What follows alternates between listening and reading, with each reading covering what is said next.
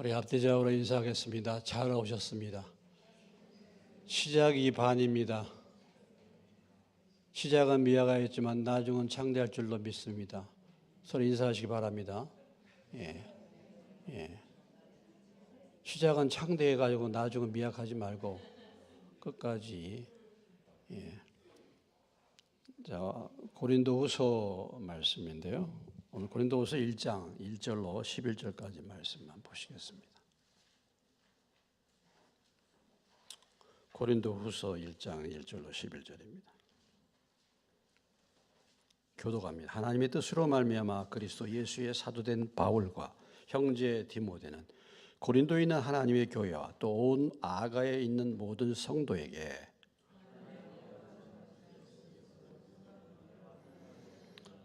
찬송하리로다. 그는 우리 주 예수 그리스도의 하나님이시요 자비의 아버지시요 모든 위로의 하나님이시며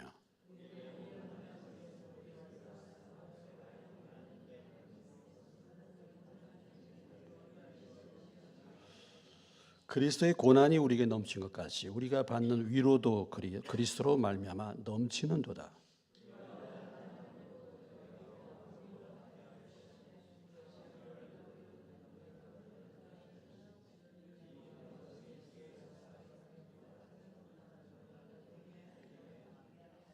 너희를 위한 우리의 소망이 견고함은 너희가 고난에 참여한 자가 된 것 같이 위로에도 그러할 줄을 알미라.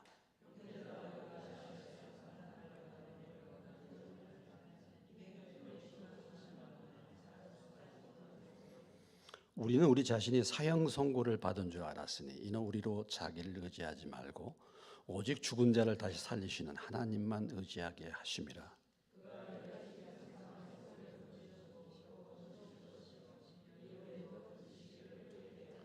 11절 다 같이 너희도 우리를 위하여 간구함으로 도우라.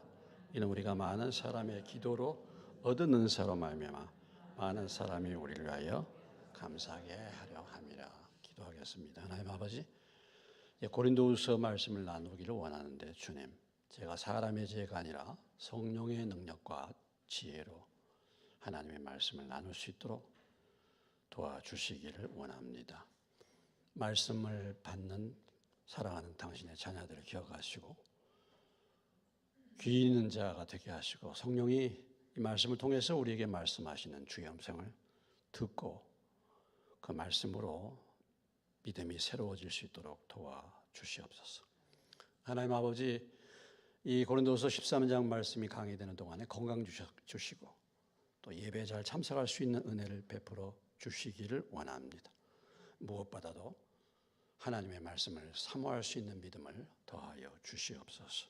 예수님의 이름으로 기도합니다. 아멘.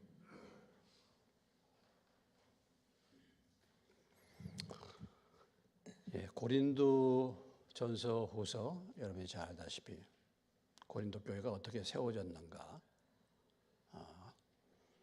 고린도에서 사도 바울이 1년 6개월 동안 하나님의 말씀을 나눴는데 브리스길라와 아굴라도 동역을 했고 디모데와 신라도 같이 동역을 해서 1년 6개월 동안에 하나님께서 고린도에 많은 부흥의 역사를 일으켰습니다. 근데 이 고린도라는 지역 자체가 여러분이 이미 고린도전서 말씀을 들었으니까요. 여러 가지로 타락한 그런 지역이기 때문에 바울이 이 고린도를 떠나온 이후에 많은 세상 것들이 들어와 가지고 이 고린도 교회를 참 어지럽히게 됐습니다. 우리가 사는 지역, 이 세상이 어떠냐에 따라서 교회가 영향을 받죠.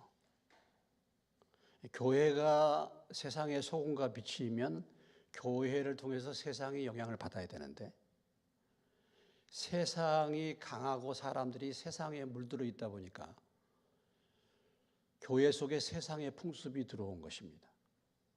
그래서 파가 나누게 되고 여러 가지 성적인 타락과 또 소송의 문제들,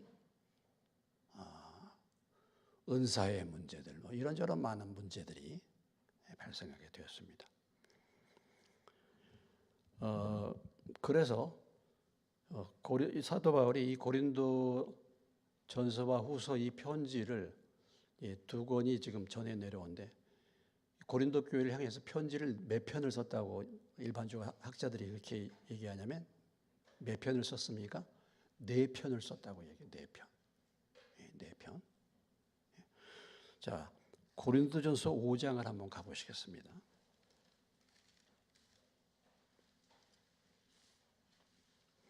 5장 9절입니다. 찾으셨죠? 한번 읽습니다. 5장 9절 시작. 내가 너에게 쓴 편지에 음행하는 자들을 사귀지 말라 하였거니와. 그러니까 지금 이건 고린도전서죠. 고린도전서 이전에 뭘 썼어요? 이미 바울이 편지를 보냈다 이거예요. 바울이 고린도 교회가 문제가 있다는 소식을 듣고 누구를 보냈습니까? 고린도전서 4장에 보시면은 4장 17절 읽습니다. 이로 말미암아 내가 주 안에서 내 사랑하고 신실한 아들 디모데를 너희에게 보내었다.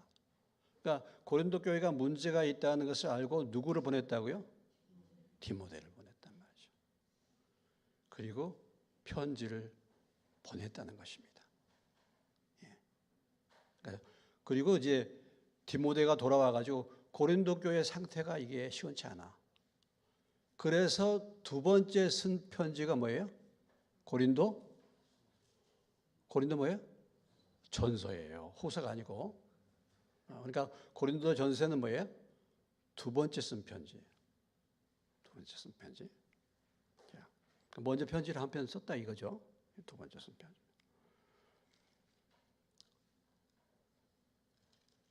자, 그다음에 고린도서 7장으로 오시겠습니다.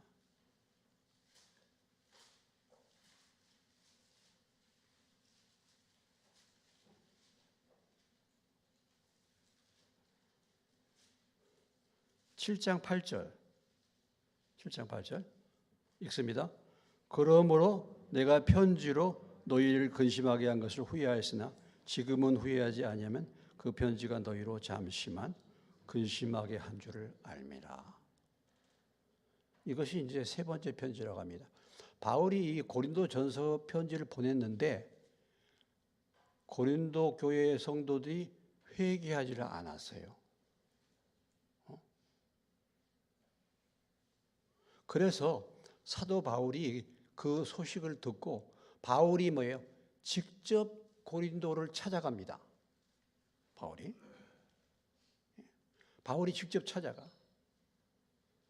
바울이 고린도를 이제 처음 가서 복음을 전하고 나왔다가 두 번째로 바울이 이 문제 때문에 그들이 회개치 않고 그들이 대적한다 이런 말을 듣고 바울이 직접 찾아간 것입니다. 그런데 뭐예요? 사람들이 바울을 배척했어요. 자, 고린도서 12장에 가보시면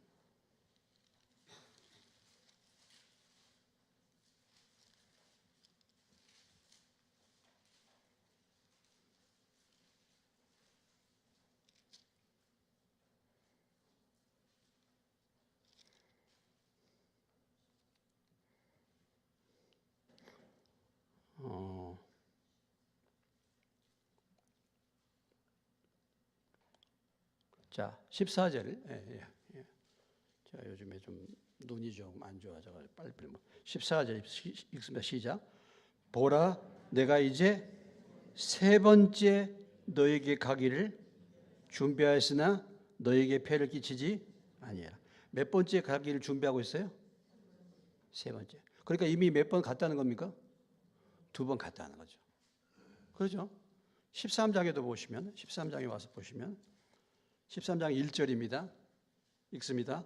내가 이제 세 번째 너에게 가리니. 이제 고린도후서 편지 이걸 쓰고 몇 번째 가겠다고 지금 얘기하는 거예요? 세 번째 가겠다. 그러니까 이제 두 번째 갔는데도 강팍하게 대해서 바울이 잠깐 머물렀다가 다시 에베소 지역으로 다시 돌아오게 됩니다. 돌아오게 되고 그 다음에 누구를 보냈습니까? 디도를 보냈어요. 디도. 다시 디도를 또 보냈어요.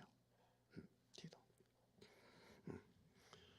그래서 이 디도와 함께 간 편지가 세 번째다 이렇게 이제 얘기하고 있는데 디도를 보냈다 이거죠. 그래서 디도로부터 고린도 교회가 어떻게 됐는가를 지금 소식을 사도 바울이 기다리고 있는 그런 중에 디도를 나중에 뭐예요? 만나게 됐죠. 디도를. 그러니까 지금 에베소에서 이 고린도 전서를 썼는데 에베소에서 사역을 하고 있다가 지금 디도를 보냈어요. 디도를 만나야 되는데 디도의 소식이 없어. 그런데 바울이 에베소에서 핍박이 일어나고 문제가 생겨서 바울이 에베소를 떠날 그런 상황이 됐습니다. 그래서 여러분 2장 12절에 보시면요. 고린도서 2장 전체적으로 지금 제가 흐름을 지금 오늘 첫 시간이니까 얘기합니다. 12절 13절 읽습니다. 내가 그리스도의 복음을 위하여 드로아의 이름에 주 안에서의 문이 내게 열렸을 때 내가 내 형제 디도를 만나지 못함으로 내 심령이 편하지 못하여 그들을 작별하고 어디로 갔다고요? 마게도니아로 갔다. 지금 바울이 왜 디도를 기다리고 있습니까? 예?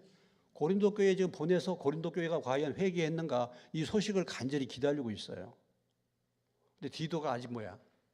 오지를 않았어. 바울의 지금 마음은 드로아가 어딘지 아시죠, 여러분? 마케도니아로 건너가는 그쪽인데 트로이입니다. 트로이 목마 얘기 들어보셨죠? 그게 이제 드로아 우리말로 트로이인데 거기에서 복음의 문이 열렸어도 디도 생각이야. 디도를 만나지 못하고 마음이 편치 못하고 마게도니아로 갔다. 그럼 드로아에서 마게도니아가 어디입니까? 마게도니아 첫 성이 어디였어요? 빌립보잖아요. 빌립보. 2차 전도 여행 때 갔던 빌립보. 거기에서 고린도후서를 썼다. 이렇게 이제 말합니다. 고린도후서를. 자, 그래서 고린도 교회를 향한 바울의 편지가 몇 편? 4편을 기록했다. 여기 이제 고린도 전서와 후서를 살피면서 그리고 바울이 고린도 교회를 몇 번 갔다고요? 2번 갔다. 그들이 회개치 않았다. 2번째 갔을 때. 그래서 바울이 이제 짧게 만나고 돌아온 것입니다. 그런 가운데 이제 이 고린도 후서를 기록을 하게 된 거죠. 자, 그런데 이제 우리가 디도가 어떻게 됐습니까?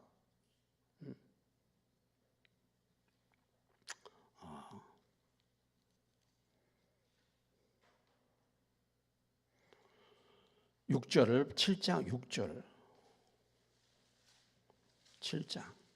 7장에 6절로 7절 읽습니다. 시작. 그러나 낙심한 자들을 위로하시는 하나님이 디도가 옴으로 우리를 위로하셨으니 그가 온 것뿐 아니요 오직 그가 너희에게서 받은 그 위로로 위로하고 너희의 사모함과 애통함과 나를 위하여 열심 있는 것을 우리에게 보고함으로 나를 더욱 기쁘게 하였느니라. 그러니까 결국은 디도를 만났어 못 만났어요? 디도를 만나요. 디도가 그래서 고린도 교회가 이렇게 했다 하는 소식을 듣고 바울이 이제 기쁨에 차서 이 고린도 후서를 다시 쓰게 된 것입니다. 그런데 여전히 이 고린도 교회에 이제 문제가 있었던 거죠. 고린도 교회에 문제가 있었던 것인데 이 고린도 후서에서 중점적으로 다루고 있는 것은 뭐냐면 사도 바울의 권위를 인정하지 않는 그런 사람들이 교회에 많이 있었다는 거야. 그런 세력이. 바울은 사도가 아니야. 바울의 얘기를 들어서는 안 돼. 이런 사람들이 바울이 떠나고 난 다음에 그런 사람들이 교회에 있었다는 것입니다. 이들이 대적하는 무리들이 있었다는 거죠. 교회를 보면요. 꼭 교회에 이렇게 권위에 대적하는 사람들이 꼭 있어, 보면. 사도 바울의 이 사도권에 대해서 권위에 대해서 이런 말 저런 말 하는 사람들이 고린도 교회에 여전히 있었다라는 거죠.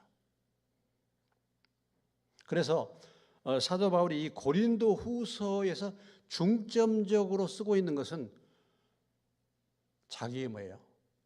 사도권을 변호하는 것입니다. 사도권. 자기는 어떤 사람이다라는 것을 말하는 거예요.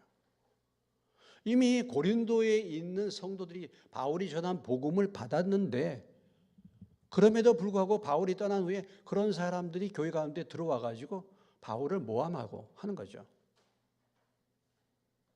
여러분, 교회를 망치는 가장 대표적인 일이 무엇입니까? 교회의 지도자를 공격하면 교회를 망칠 수 있어요. 이스라엘이 지금 폭탄 터뜨려서 누구를 죽입니까? 예? 누구를 죽여요? 지도자들을 죽이잖아. 헤즈볼라. 지도자들을 죽이잖아. 그러니까 지도력이 공백되니까 오합지졸이 되는 거잖아요. 교회의 문제를 이렇게 교회를 무너뜨리는 방법 중에 하나가 뭐냐면 교회 지도자의 사도권을 그 사람 목사 아니야. 그 사람 하나님이 세운 사람이 아니야. 이런 얘기들을 해서 교회를 갖다가 무너뜨리는 그런 일들이 초대교회에 보면 많이 있었죠. 그래서 고린도 후서를 통해서 사도 바울이 중점적으로 얘기하고 있는 것은 바울의 무엇에 대해서? 사도권에 대해서 변호한다. 변호한다. 그런 공격에 대해서 나는 이러한 사람이다. 뭐 꼭 그걸 변명한다 그런 것보다도 그렇게 사람들을 공격하니까 나는 그렇지 않다. 나는 이런 사람이다라는 것을 다시 바울이 얘기를 해주는 것입니다. 이것이 고린도전서 1장서부터 7장까지 핵심적인 내용이고 10장서부터 13장까지 핵심적인 내용입니다. 고린도전서가. 그 다음에 고린도전서 8장과 9장은 무엇에 대한 말씀이냐면 구제헌금에 대한 얘기예요. 예. 그래서 이 예루살렘 교회에 흉년이 들고 가난한 여러 가지 많은 성도들이 그 물질로 고난을 당하고 있는데 또한 이 고린도 교회에 이 구제 헌금에 대한 참여를 독려하기 위해서 8장과 9장이 포함이 되어 있습니다. 여러분 고린도서 다 끝났죠? 그죠? 고린도전서의 대부분이 무엇에 대한 얘기라고요? 사도 바울의 사도권. 나는 이런 사람이다. 바울이 그걸 얘기하는 것이고 그리고 8장 9장에 구제 헌금에 대해서 헌금에 대해서 잘 말씀해 주고 있죠. 자, 오늘 1장 이제 1절로 11절까지 말씀은 편지를 시작하면서 뭡니까? 인사말이에요. 인사말. 편지를 쓰면서 위로와 감사, 고난과 위로와 구원과 감사. 여러분 성경에 그렇게 표현이 되어 있죠. 위로와 감사에 대한 인사말입니다. 인사말. 자, 그럼 1절로부터 11절까지 1절로 2절을 먼저 보겠습니다. 하나님의 뜻으로 말미암아 그리스도 예수의 사도된 바울과 형제 디모데는 고린도에 있는 하나님의 교회와 또 온 아가에 있는 모든 성도에게 하나님 우리 아버지와 주 예수 그리스도로부터 은혜와 평강이 있기를 원하노라. 사도 바울의 서신서의 대표적인 특징 중에 하나죠. 바울이 누군가에 대한 편지를 보내는 송신, 편지를 보내는 사람에 대한 얘기, 잠깐 얘기. 편지를 받는 사람들에 대해서, 편지 받는 대상에 대해서, 그리고 그들을 향하여 하나님의 축복을 빌어주는 거죠. 이 바울 서신의 대표적인 특징인데, 자, 오늘 이 말씀에 보면은 하나님의 무엇으로 말미암아? 뜻으로 말미암아 뭐가 됐어요? 뜻으로 말미암아 뭐가 됐어? 그리스도 예수의 사도가 됐다.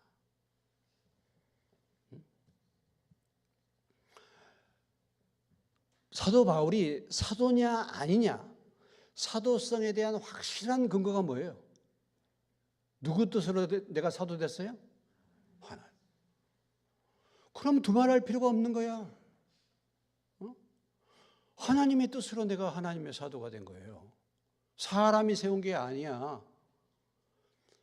하나님이 사도 바울을 사도로 부르심에 대한 확실한 확신, 부르심에 대한 확신, 내가 사도 된 것이 하나님의 뜻이다. 하나님이 나를 부르셨다.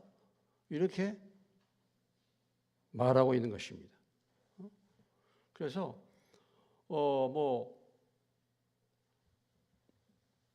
내가 사람들이 세운 사람이 아니야. 하나님의 뜻으로 내가 하나님의 사도가 됐어. 이런 확신이 바울의 사도성에 대한 다른 어떤 변명보다도 중요한 것입니다. 그런 것이죠. 하나님 앞에서의 확신입니다. 자, 우리가 저는 목사하고 여러분은 다 직분을 받았죠. 장로님도 계시고 집사님도 계시고 이렇게 직분들이 있습니다. 그건 뭐예요? 사람들이 세웠죠? 사람들이. 목사, 신학교 가서 신학교 나와가지고 이렇게 과정을 거쳐서 목사가 됐습니다. 장로, 집사, 어떤 그런 과정들을 거쳐서 교회에서 임명했잖아요. 그거 뭐예요? 누가 세운 겁니까? 누가 세운 거예요, 1차? 사람이 세운 거잖아요. 사람이 세운 거예요. 그렇지 않습니까? 근데 중요한 것은 뭐냐면 사람이 세웠는데 내가 확인을 해봐야 돼. 정말 나는 하나님의 뜻으로 권사가 됐는가? 아니면 사람이 세워진 교회가 세워져 가지고 권사가 됐는가? 이걸 살펴봐야 된다니까요.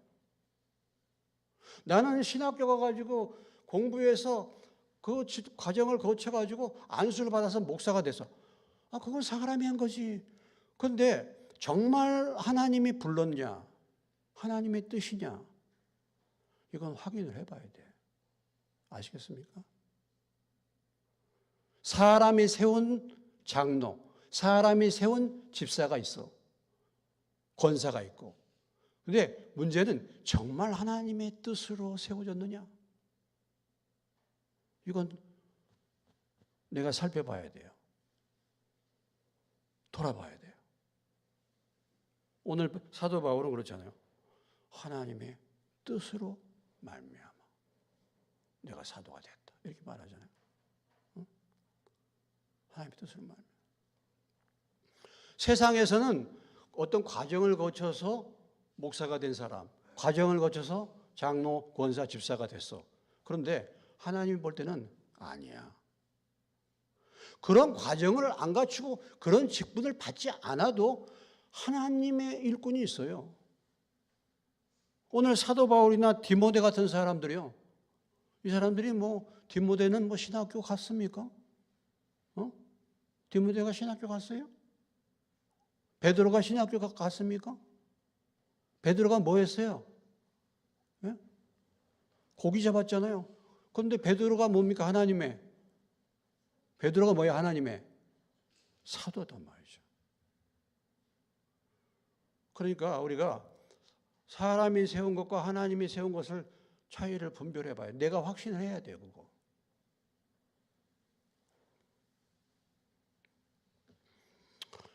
저는 왜 목사가 됐습니까? 저는 목사 될 사람이 아닌데. 저는 우리 지도자 리더인 김만식 선교사님이 나와라 그래가지고 저보고 나와서 그만두고 나와라 그래가지고 제가 목사가 되고 싶어서 나온 것도 아니고 제가 목사하려고 나온 것도 아니고 제가 목사 될 사람도 아니고 제가 이렇게 왔다 갔다 하면서 새벽이라든지 이렇게 보면요 여자애들이나 남자애들이 쭈그러 앉아가지고 담배 피우고 있어. 예? 쭉쭉 담배 피우고 아유 정말 한심한 애들이네. 얘가 예. 여자애들도 담배 푹 피우고 아유 한심한 애들. 근데 어느 날 제가 아유 한심한 애들. 근데 제가 옛날에 담배 피던 생각이 생각났어요. 제가 19살 때 학교는 못 가고 우리 집 뒷방에 있는 구리 그 그릇, 녹그릇 다 팔아가지고 당구 치고 다니고 친구들하고 올려서 담배나 피고 이런 때가 있었거든요. 한 대 치더라고. 야, 너도 옛날에 그런 때 있었어.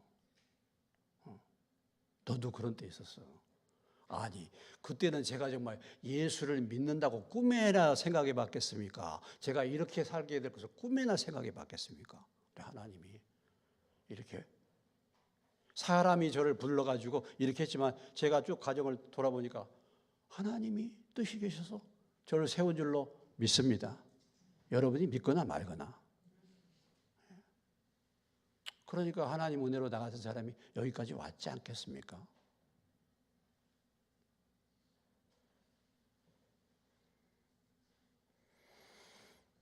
그래서 이 사도권을 얘기하면서 처음에 가장 확실한 건 하나님 뜻으로 사도된 사람이야. 하나님이 부르셔서. 그렇죠. 바울은 진짜 그런 사람 아닙니까? 바울이 무슨 예수 믿으려고 생각이나 했습니까?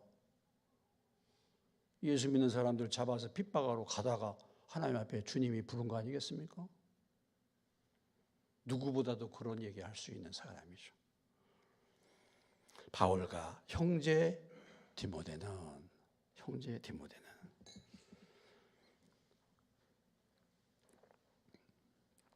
바울과 디모데는 나이 차이도 많고 바울이 루스드라에서 디모데를 만나가지고 불러서 이렇게 지금 사회가고 있잖아요. 근데 여기 소개할 때 형제라고 불러요. 형제라고. 아버지 빨이죠, 사실은 바울이. 그런데도 형제라고 불러요. 바울은 사도인데 내가 사도야 이게 아니고 우리는 형제예요. 이런 겸손함이 필요하잖아. 이런 게 필요하죠. 통역하는데 그런 거 통역하는데 형제의식, 동지의식 이런 게 필요하죠. 자, 편지를 누구한테 씁니까? 고린도에 있는 하나님의 교회, 또 온 아가에 있는 모든 성도에게. 고린도 전서에서도 얘기했지만 교회는 무엇입니까? 교회는 뭐예요? 예수 믿은 사람들. 교회는 예수 믿은 사람들. 건물은 뭐예요? 교회 당, 예배 당. 성전은 뭐예요? 예수 믿는 사람들. 이게 눈에 보이는 이게 성전이 아니에요. 우리가 흔히 습관이 들어가지고 성전 이렇게 하는데 사실 그런 기도도 고쳐야 돼요. 정확하게 말씀적으로 한다면. 여기 예배 당이 맞아. 교회 당이 맞고 당을 붙여야 돼. 교회는 사람들이에요.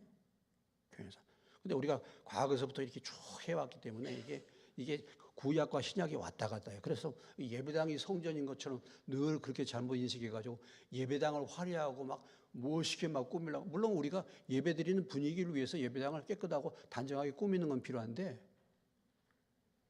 사실 예배당이 성전이 아니죠. 고린도에 있는 하나님의 교회와 또 온 아가에 있는 모든 성도에게 이렇게 지금 편지를 보낸다. 고린도 교회가요, 참 문제가 많잖아요. 형편없이 문제가 이렇게 보이는데 그래도 바울은 뭐라고 부릅니까? 그래도 뭐라고 불러요? 하나님의 교회라. 왜? 그래도 바울이 복음을 전해서 세워진 교회니까. 그래도 뭐예요? 하나님의 교회.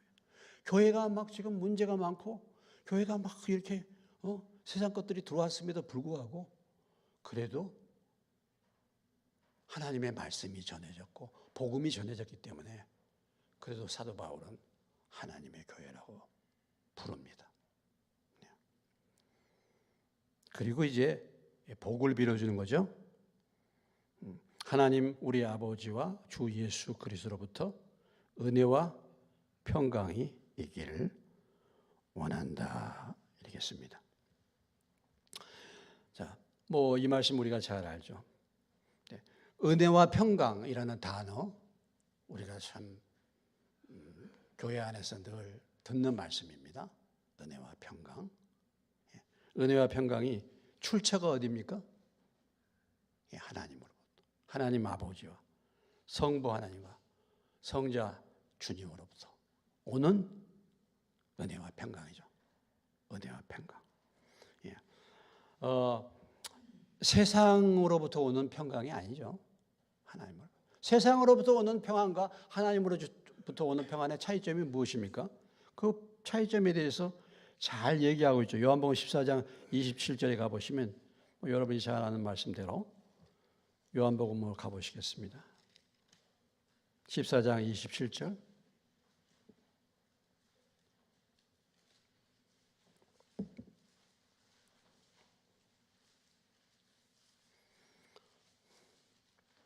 (173페이지) 같이 읽습니다. 시작. 평안을 너희에게 주노니 곧 나의 평안을 너희에게 주노라. 내가 너희에게 주는 것은 세상이 주는 것 같지 아니하니라. 너희는 마음에 근심하지도 말고 두려워하지 말라. 세상이 주는 것, 세상이 주는 평안과 하나님이 주는 평안이 다르다 이거죠. 하나님이 주시는 평안은 영원한 평안이죠. 그냥 세상은 잠깐 왔다가 뭐 어떤 문제 해결된다든지 뭐 그럴 때만 마음이 평안하지만 또 뭐예요? 또 걱정 근심이 또 밀려와. 그러나 하나님이 주시는 평안은 뭐예요? 영원한 평안인 줄로 믿으시기 바랍니다. 영원한. 근데 이 영원한 평안이 어디로 연결이 되어 있습니까? 앞에 하나님의 은혜와 연결이 되어 있어요. 그러니까 하나님의 은혜를 생각하면 평안이 오는 거죠. 하나님의 은혜를 생각하면 어떤 환경에서도 평안이 오고 하나님의 은혜를 생각하면 어떤 형편에서도 감사가 되죠. 이 하나님의 은혜의 줄을 놓치면요 원망불평하지 않습니까? 그렇죠. 하나님의 은혜를 생각해 보세요. 하나님의 은혜를 정말 하나님이 나를 구원하신 그 은혜만 생각해도 내 마음이 기쁘지 않겠습니까? 내가 감사할 이유가 있지 않겠습니까? 그렇죠. 그러니까 이 은혜와 평강은 굉장히 같이 가는 중요한 단어입니다. 평강이 그냥 은혜 없이 평강이 이루어지는 것이 아니죠. 하나님의 은혜를 생각할 때 평강이 오는 거예요. 하나님의 은혜를 생각할 때 감사가 되는 거죠. 그래서 이 출처는 바로 하나님으로부터. 그래서 하나님과 화평한 관계를 맺는 것이 참 중요합니다. 하나님과 화평한 관계를 맺는 것이 참 중요해요. 사람들과의 관계에서 문제가 생긴다, 화평이 깨진다 그러면 뭘 봐야 됩니까? 하나님과의 화평의 관계를 살펴봐야 되죠. 우리가 사람들과의 상태에서 늘 어떤 분쟁이 있고 막 문제가 자꾸 생겨. 그거 왜 그런가? 하나님과의 관계에 문제가 있기 때문에 그런 경우가 많아요. 오늘 우리 정치기가 왜 이렇게 투쟁하고 싸웁니까? 하나님을 모르니까 모르는 사람들이 다 정치기에 있어갖고 하나님과의 화평을 모르니까 맨날 하는 것이 싸움박질밖에 안 하잖아요. 잠언 16장 7절에 가봅시다.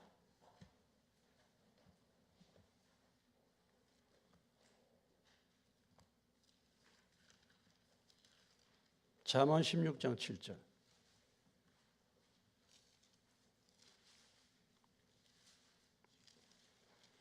자, 같이 읽겠습니다. 시작. 사람의 행위가 여호와를 기쁘시게 하면 그 사람이 원수라도 그와 더불어 화목하게 하시느니라. 원수라도 화목하게 하신대. 우리가 하나님 관계가 바르게 되어 있으면, 우리가 하나님과의 관계에서 화평한 관계가 되면은 주변에 뭐야? 누구와의 관계도, 원수와의 관계도 하나님이 화목하게 하신다. 이런 얘기잖아요. 그러니까 우리가 하나님과의 관계가 문제가 있으면 그런 문제의 결과로 사람들과의 관계가 문제가 있었어요. 어떤 사람이 여러분을 막 미워하고 막 사람들 사이에 계속 분쟁이 생깁니까? 한번 돌아보시기 바랍니다. 그럴 경우는 하나님과의 관계에 문제가 있을 수 있죠. 자, 3절로부터 다시 봅니다. 3절로부터 7절까지는 하나님이 주시는 위로입니다. 그렇죠? 하나님이 주시는 위로예요. 하나님이 주시는 위로. 하나님이 그리스도를 통해서 주시는 위로. 하나님이 주시는 위로와 하나님이 그리스도를 통해서 주시는 위로가 기록이 되어 있습니다. 3절, 4절 읽겠습니다. 이게 3절, 4절 시작. 찬송하리로다. 그는 우리 주 예수 그리스도의 하나님이시오. 자비의 아버지시오. 모든 위로의 하나님이시며 우리의 모든 환난 중에서 우리를 위로하사 우리를 하여금 하나님께 받는 위로로서 모든 환난 중에 있는 자들 등이 위로하게 하시는 이시로다. 사도 바울이 이 편지의 인사를 딱 쓴 다음에 그 다음에 바로 시작되는 게 뭐예요? 하나님을 찬송하리로다. 이게 편지를 잠깐 서도 쓴 다음에 바로 하나님을 찬양하는 게 나와. 찬송하리로다. 하나님이 어떤 분이신가를 찬양하고 있지 않습니까? 주님은 어떤 분이십니까? 예수 그리스도의 하나님이시고 자비의 아버지시요 모든 위로의 하나님이시며 특별히 우리의 모든 환난 중에서 우리를 위로하시는 하나님. 우리를 위로하시는 하나님. 그래서 우리가 받는 그 위로로서 모든 환난 중에 있는 사람들을 또 뭐야? 능히 위로하게 하시는 하나님이시로다. 그 하나님을 찬양하고 있습니다. 사도 바울이 이 고린도 교회에 고린도전서 편지를 보낼 때 고린도전서뿐만 아니라 앞에 편지나 고린도전서나 고린도 교회가 문제가 많았기 때문에 그 편지의 내용이 주로 어떤 내용이었겠습니까? 책망했잖아요. 책망과 권면이죠.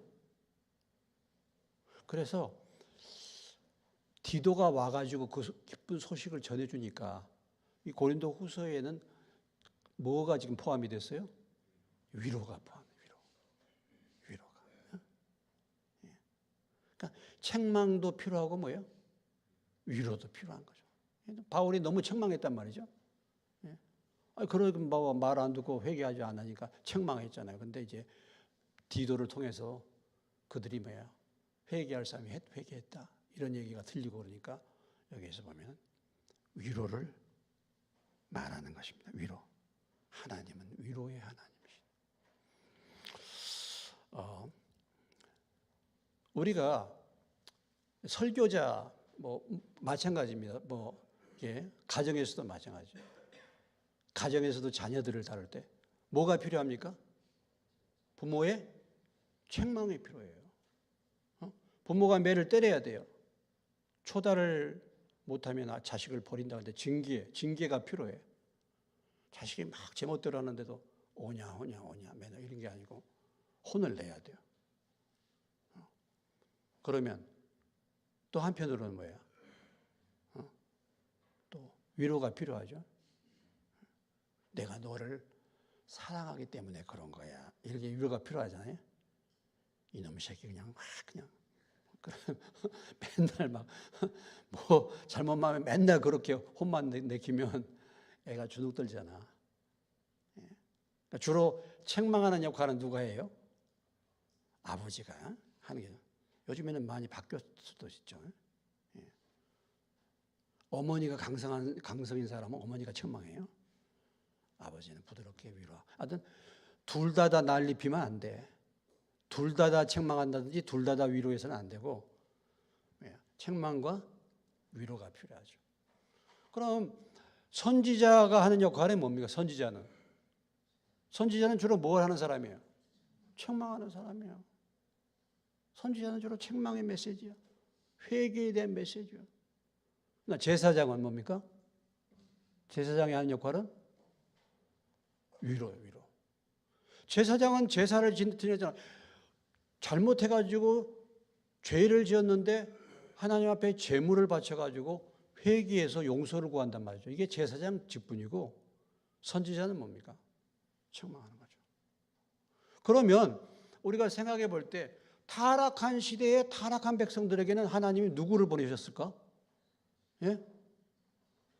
선지자를 보냈죠. 위로의 메시지를 보내지 않았어요. 그러니까 이스라엘 백성들이 타락해가지고 하나님을 대적한 그 시대에 누구를 보냈어? 에레미야. 에레미야가 뭡니까? 책망하죠. 에레미야는 전부 책망이잖아요. 너무 고난 중에 있는 백성들은 위로의 메시지가 필요하죠. 그래서 특별히 이 고린도 교회에 그전에 책망, 심한 책망을 많이 했잖아요. 바울이 이 고린도서 시작하면서 지금 위로의 메시지를 전하고 있는 것입니다. 위로의 메시지.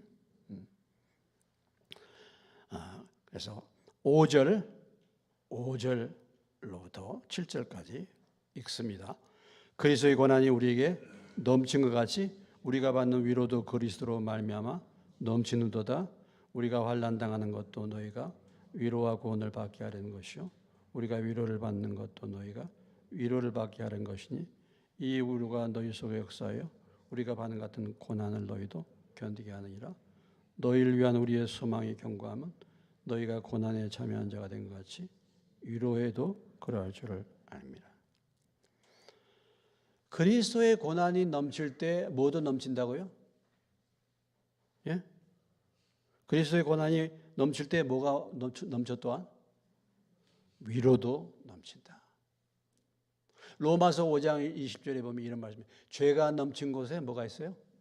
은혜도 넘쳤다. 죄가 많은 곳에 은혜가 넘쳤어. 그렇다고 죄를 많이 지어라 그런 말은 아니다 그런 말이죠.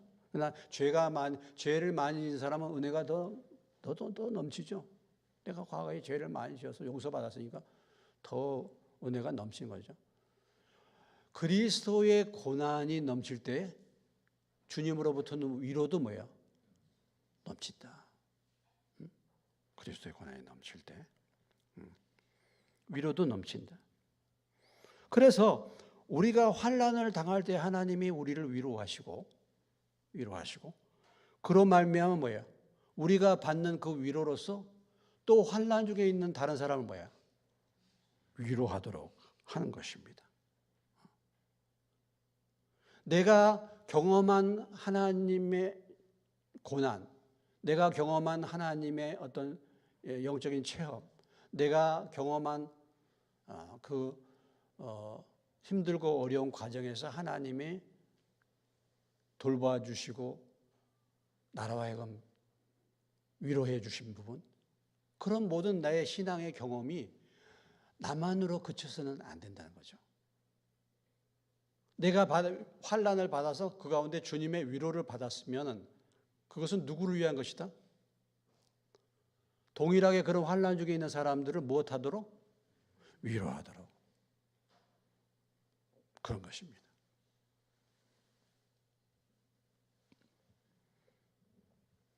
우리의 환난이 다른 환난 당하는 사람들의 위로와 구원을 위해서 내가 환난을 경험하고 그 환난에서 주님의 위로를 내가 체험하는 것입니다.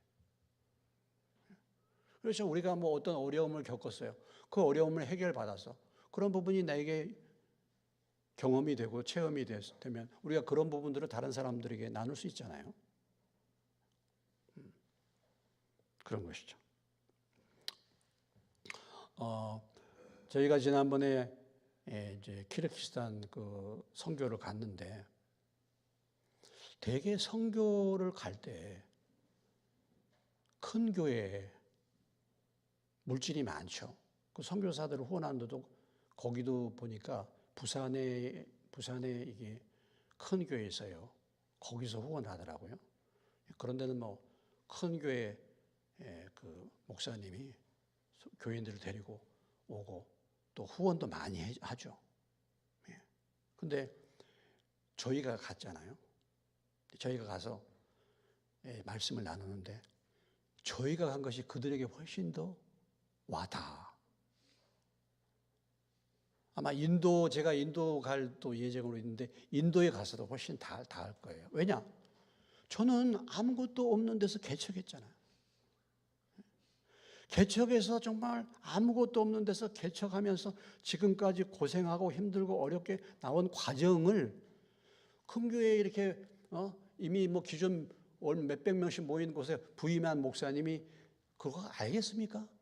그러면 선교 현장에서 선교하는 선교사들은요, 다 아무것도 없는 데서 시작된 사람들이에요. 그러니까 제가 간증하고 제가 얘기하는 것이 훨씬 더 부딪혀. 그렇죠. 왜냐하면 그런 과정, 그런 어려움을 겪었으니까 그 과정에서 하나님이 주신 은혜를 나누는 거니까요. 뭐 그런 말 있잖아요. 암 환자들이 있는 데 가서 전도하니까 뭐 전도 안 받는다죠. 그런데 암에 걸린 분이 전도하니까 암 환자들이 그 복음을 받는다고. 아니 너는 뭐 당신은 건강하니까 그런 소리 하지. 그런데 암 환자가 동일하게 그런 가운데서 예수 믿어서 은혜 받은 얘기를 나누니까 그것이 훨씬 더 부딪히는 거죠. 그래서 우리가 신앙 안에서의 우리의 환난, 그리고 위로 받은 거, 그리고 어떤 체험, 이런 것은 다른 사람을 사실 위한 거예요. 다른 사람. 어쩌면요, 나의 실패도 도움이 될 수 있어요. 내가 이렇게 실패해서 과거에, 그것도 우리가 그런 부분들에서 하나님도 분별하지 못하고 내 생각과 내 계획으로 했다, 어려움 당했단 말이죠. 그런 것도 얘기할 수 있잖아요. 그럼 얘기할 수 있죠.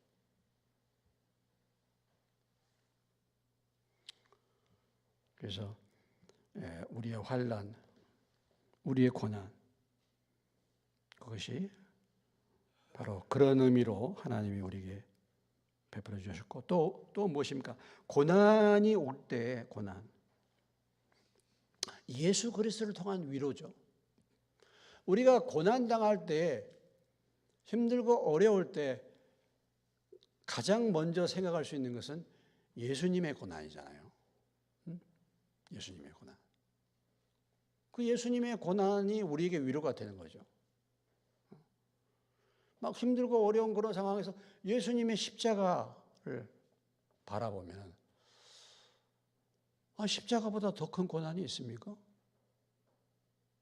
주님은 십자가에서 그 고난을 당하셨는데 내가 받은 고난은 그거보다는 덜하지 않는가. 그래서 우리가 이 세상에서 힘들고 어려운 삶을 살 때마다 예수님의 십자가의 그 고난을 생각하면 그것이 뭐예요? 뭐가 될 수 있어요? 위로가 될 수 있는 거죠. 그렇지 않습니까? 그리고 뿐만 아니라 우리 주변에 고난당하는 분들, 고난당하는 분들, 그 가운데서 믿음을 지키고 믿음의 삶을 살다 고난당한 그런 사람들이 또 뭐예요? 나에게 위로가 되는 것입니다. 그런데 우리가 이제 오늘 이 고린도후서에서 말하는 고난을 얘기할 때 여기에서 무슨 고난입니까? 이 고난이? 누구 때문에 오는 고난입니까? 예? 무엇 때문에 오는 고난이에요? 주님의 복음을 전하기 위해서 겪는 고난이죠. 주님의 말씀이 뭐예요? 순종하기 위해서 겪는 고난이에요.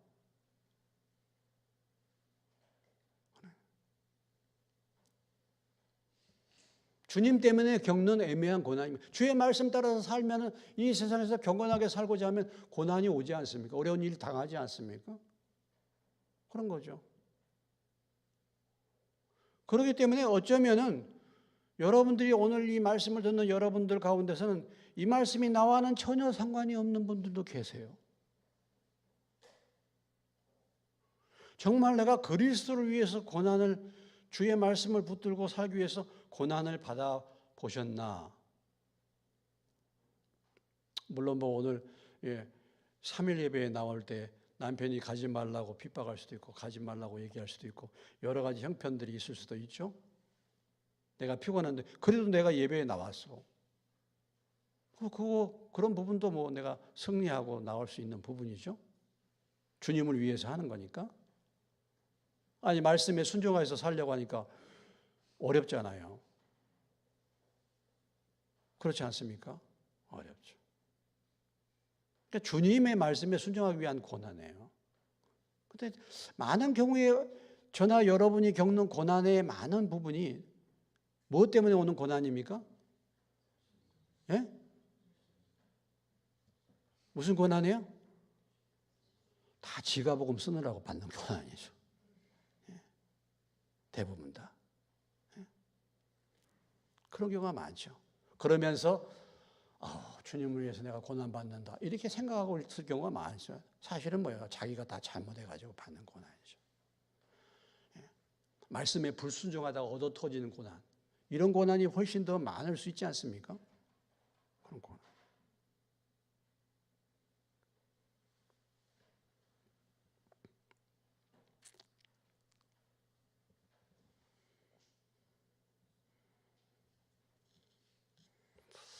하나님의 일꾼들은 항상 뭐예요? 무엇을 통해서 믿음을 시험받았습니까? 이런 말씀에 대한 고난이죠. 이게 참 말씀에 대한 고난. 그러니까 참 여러분들이 뭐 바울도 역시 마찬가지고, 또 다윗을 한번 생각해 보세요. 다윗이 잘못이 전혀 없는데도 하나님이 다윗을 갖다가 아주 혹독하게 몰아붙이잖아요. 17년 동안이나. 또 요셉은 어떻습니까? 요셉은 또 어떻게 했어요? 요셉도 거의 청소년 때 팔려가지고 거의 10여 년 동안 별별 노예 생활하고 종살이하고 감옥에도 가고. 뭐 요셉이 자기가 잘못해서 그랬습니까? 하나님의 말씀 따라서 성실하게 산다고 할 때 그렇게 고난을 당한. 그러니까 하나님이 그런 고난의 과정을 통해서 하나님의 일꾼을 훈련하는 거잖아요.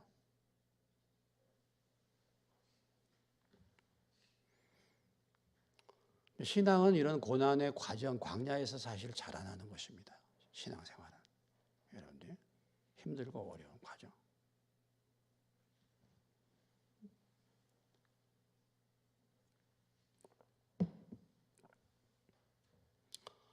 잠언 19장 3절. 잠언 19장 3절. 이런 말씀이 있죠? 예? 잠언 19장 3절. 사람이 뭐예요? 자기가 뭐예요? 재밌는 말씀이에요. 예? 사람이 미련함으로 자기 길을 굽게 하고 마음으로는 뭐예요? 여호와를 원망하느니라. 혹시 여러분 그런 분들 계십니까? 사람이 뭐라고요?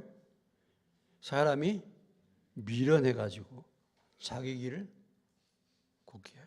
그런 다음에 마음으로는 하나님을 원망하는 거예요. 많은 경우가 이런 경우가 많습니다. A man's own folly. 사람의 자신의 잘못이 ruins his life. 그의 인생을 망쳐. Yet he rages against the Lord. 아주 그러면서 막 격렬하게 하나님을 향하여 화를 낸다. 이런 표현이에요. 그 표현이. 사람이 어리석고 밀어내가지고 자기 인생을 망친 다음에 하나님을 향하여 아주 격렬하게 원망해. 왜 나에게 이런 일이 있습니까? 이렇게 한다 이거죠. 그러니까 우리가 이 받는 고난이 어디로부터 왔는가를 잘 분별해 봐요. 내가 밀어내가지고 그렇게 일 저지러 나가지고 그러면 그거 빨리 깨닫고 회개해야죠. 그렇지 않습니까? 자, 이렇게 고난을 당할 때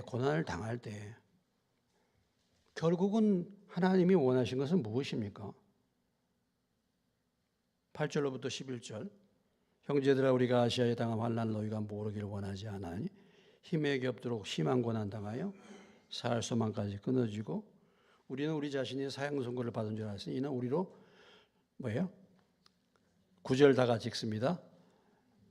이는 우리로 자기를 의지하지 말고 오직 죽은 자를 살리시는 하나님만 의지하게 하십니다.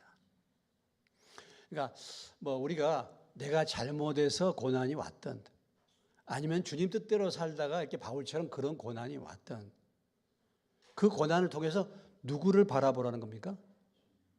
하나님 바라보라. 하나님을 바라보라. 하나님. 여러분 문제가 생기면 여러분 뭘 바라봅니까 늘? 문제가 생기면 뭘 바라봐요? 문제를 바라보잖아. 문제 해결을 바라보잖아. 근데 어려움이 생기면 뭘 바라보라고요? 누구를 바라보라고? 하나님을 바라보고 하나님 의지하라고. 하나님을 바라보라고. 오늘 그렇잖아요. 하나님을 바라보면서 찬송하잖아. 하나님이 어떤 분인가 고난 가운데서. 그러니까 고난 가운데서 하나님이 어떤 분인가를 아는 것이 첫째 필요합니다. 하나님 바라보는 거야.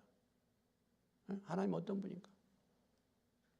하나님은 문제 해결에 관심이 있는 것이 아니라 그런 고난을 통해서 뭘 바라봐라? 하나님을 바라봐. 그러니까 그런 문제에서 제대로 기도하는 사람은 하나님에 대한 믿음이 들어와. 하나님이 어떤 분인가를 알게 돼야 돼. 그리고 뭐예요? 문제의 원인을 알게 돼. 하나님을 바라고 기도하면 이렇게 되는 겁니다. 네, 많은 경우에 보면 우리가 이런 문제와 어려움들이 오면은 덜 기도하는 게 뭐예요? 그 문제 해결만 위해서 기도해요. 그리고 문제 해결이면 끝나는 거예요. 절대로 하나님 그걸 원하시지 않아. 하나님은 누구를 의지하기를 원하신다고요? 하나님. 하나님이 누구신가를 알기를 원하시고 뿐만 아니라 11절에 보면은 너희도 우리를 위하여 간구함으로 도우라. 이는 우리가 많은 사람의 기도로 얻은 은사로 말미암아 많은 사람이 우리를 위하여 감사하게 하려 함이라. 무엇입니까? 이 고난의 때에 성도들의 중보 기도를 도움을 받는 것입니다. 그래서 성도들이 그 사람을 위해서 기도해 주므로 그들이 감사하게 된다.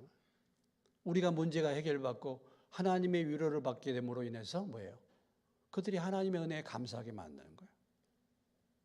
그러니까 우리에게 어려운 문제가 올 때 하나님이 기대하신 거, 그 어려움, 그 고난을 해결하고 벗어나는 것 이전에 먼저 첫째는 하나님이 누구신가를 알아가기를 원하신 거고 하나님에 대한 훈련, 또 하나는 뭡니까? 성도들과의 교제가 새로워지는 거예요. 성도들의 기도의 도움을 받아야 되는 거예요.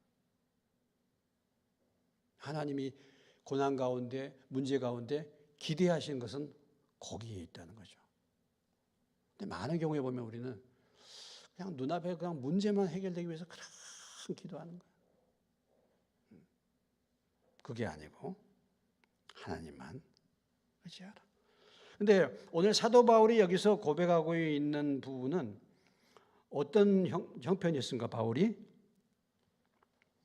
심한 고난을 받아서 완전히 뭔 선고를 받았어요? 사형 선고를 받았어요. 사형 선고. 예.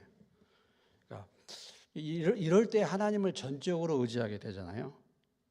인간적인 절망, 절박한 상황. 어떨 때는요, 망하려면요, 확실하게 망하는 것도 좋아요. 완전히 망해버리는 거예요. 아직 내가 먹고 살 게 남았어. 그럼요, 하나님을 이렇게 바울처럼 완전히 의지하지 못해요. 바울이 완전 사형 선고 받았다 했잖아. 당신 이제 3개월밖에 못 살아. 암 선고 받았어. 그러면 어떻게 되겠어요? 하나님밖에 믿을 데가 없잖아요. 찾을 데가 없잖아요. 이런 상황이야 이게. 완전히 아무것도 없어졌어. 하나님만 의지해. 이렇게 된 거예요. 때로는 이런 상황이 필요해요. 제가 직장 그만두고 나오니까 정말 아무것도 없어. 뭐가 있습니까? 아무것도 없어. 누가 돈 준다는 사람도 없고 교인들도 없고 누구만 바라봐야 돼? 누구만 바라봐야 돼? 하나님만 바라. 이렇게 된 거예요. 여러분 인생의 삶에서 절망적인 상황을 느껴보신 적 있으십니까? 그러더니 하나님 바라볼 수밖에 없어요. 제가 여기 건축하다가 사기당한 것을 딱 알고 난 다음에는 여기저기 기초만 하고서 이제 건축이 끝나버리고 이제 그만두게 됐는데 제 마음 가운데 참 세상 말로 멘붕이 왔어요. 야, 이제 끝났구나. 이제 끝났구나. 그런 생각이 들더라고. 첫 번째 뭐 조립식 하는 것도 그렇게 힘들었는데 이제 뭐 두 번째 이렇게 하는데 이제 나는 이제 끝났구나. 진짜 정말 완전 절망감이 들더라고. 이런 경험 해보신 적이 있으신지 모르겠어요, 여러분 삶에. 그러니까 어떻게 합니까? 하나님만 바라보고.